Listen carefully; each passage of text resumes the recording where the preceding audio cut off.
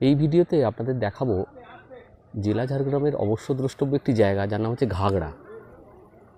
এটা হলো ঘাগড়ার উপরের অংশের জলস্তর।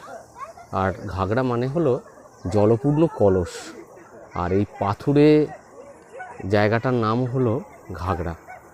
দেখতে পাচ্ছেন চারিদিকে বড় বড় পাথর, মাঝখানের ফাঁক দিয়ে বয়ে চলেছে জল। এই যে দেখতে পাচ্ছেন, এর নামই ঘাগড়া। এর প্রাকৃতিক সৌন্দর্য অবর্ণনীয়। ঘাগড়ায় আসতে গেলে আপনাকে কি করতে হবে? জেলা ঝাড়গ্রাম থেকে গাড়ি নিতে হবে, সেখান থেকে শিলদা থেকে বেলপাহাড়ি হয়ে আপনি এই ঘাগড়ায় অনায়াসেই চলে আসতে পারেন হপ্তা শেষে। এবং এরকম একটা অনিন্দ্য সুন্দর জলপূর্ণ কলসের কাছে এসে আপনার সময় কেটে যাবে কখন